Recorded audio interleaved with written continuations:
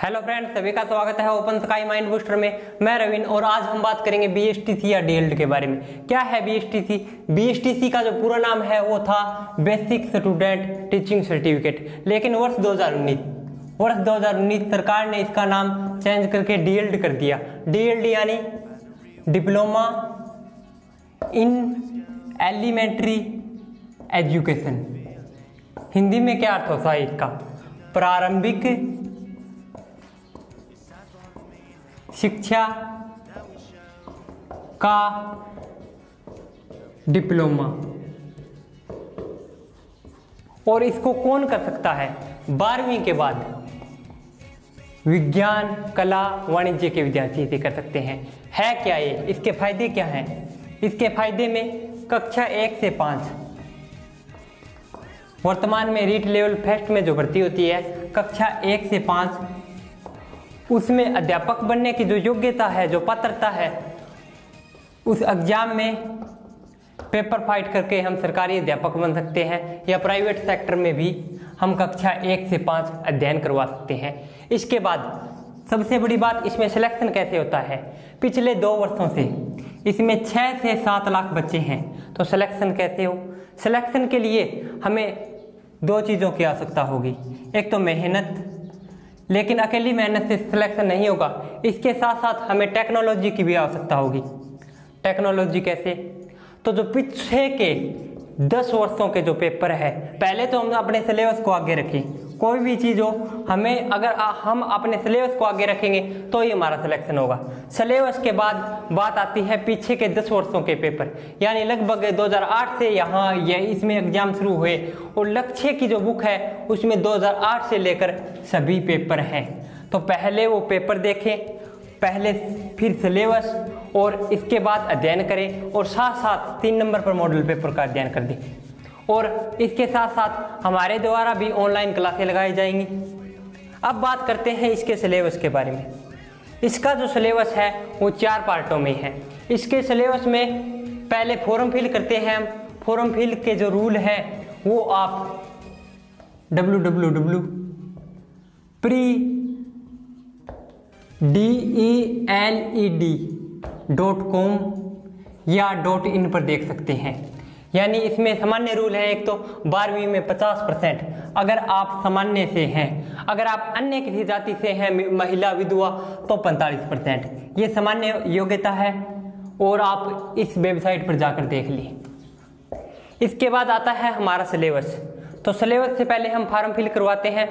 हमने form fill 3 तरीके से होता है। अगर आपके पास 12वीं में संस्कृत थी तो हम संस्कृत से भी फॉर्म फिल करवा सकते हैं, और एक सामान्य बीएसटीसी और एक बीएसटीसी संस्कृत व सामान्य दोनों। अगर हमारे पास 12वीं में संस्कृत थी तो ही हम संस्कृत या संस्कृत से सामान्य दोनों में फॉर्म फिल करवा सकते हैं। अब हम बात करें कि इसका सिलेबस क्या है। तो इसके सिलेबस में 4 पार्ट हैं। टोटल अगर क्वेश्चनों की बात करें तो यह 600 अंक का पेपर होता है। लेकिन प्रथम पार्ट राजस्थान का सामान्य ज्ञान, राजस्थान जीके। दूसरा पार्ट मानसिक योग्यता।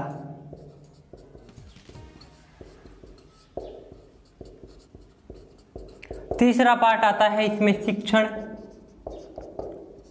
अभिक्षमता। ये जो तीनों पार्ट है सेम है। 50 क्वेश्चन इसमें, 50 ही क्वेश्चन इसमें और 50 ही क्वेश्चन इसमें। प्रत्येक क्वेश्चन 3 अंक, 3 अंक और 3 अंक, टोटल हुए 150 अंक, 150 अंक और 150 अंक। आगे जो पार्ट आएगा भाषा का, भाषा में एक तो क्वेश्चन आते हैं इंग्लिश के 20, सभी के लिए कंपलसरी है। और भाषा वाले ही टॉपिक में सबसे कम अंक देखे हैं हमने पिछले, अगर स्टूडेंटों की बात करें, अंकों की बात करें, तो इंग्लिश के जो 20 क्वेश्चन हैं सभी के लिए कंपलसरी, वहीं 3 अंक और टोटल हो गए 60 अंक। अब बात करें जिसने संस्कृत और सामान्य व संस्कृत दोनों से फॉर्म फिल किया है, उसको यहाँ संस्कृत के क्वेश्चन ही करने होंगे। संस्कृत के 30 क्वेश्चन और प्रत्येक क्वेश्चन 3 अंक का, टोटल हो गए 90 अंक। अगर हम बात करें सामान्य से तो इसमें हिंदी के क्वेश्चन करने होंगे, वही 30 अंक, प्रत्येक 3 अंक का और टोटल हो गए 90। यानी जिसने संस्कृत और सामान्य व संस्कृत दोनों से फॉर्म फिल किया है उसको संस्कृत के क्वेश्चन करने होंगे, और जिसने हिंदी से यानी सामान्य से फॉर्म फिल किया है उसको हिंदी के क्वेश्चन करने होंगे। इन दोनों में से एक करना है, ये दोनों नहीं करने। ये सभी के लिए कंपलसरी है 170 क्वेश्चन।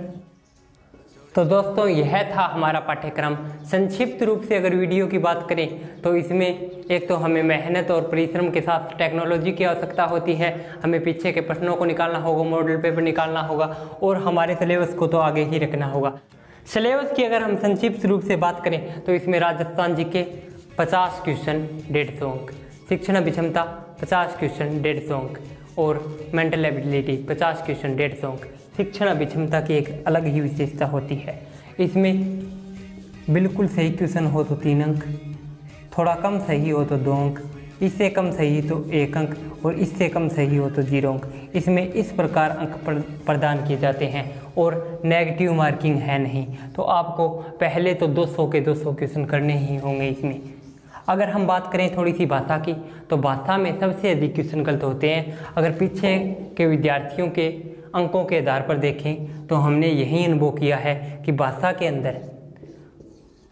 अंदर किसी भी स्टूडेंट के कम से कम अंक सही होते हैं। तो इसलिए भाषा की अच्छी तरीके से तैयारी की जाए। वैसे तो ये सभी पार्ट महत्वपूर्ण हैं।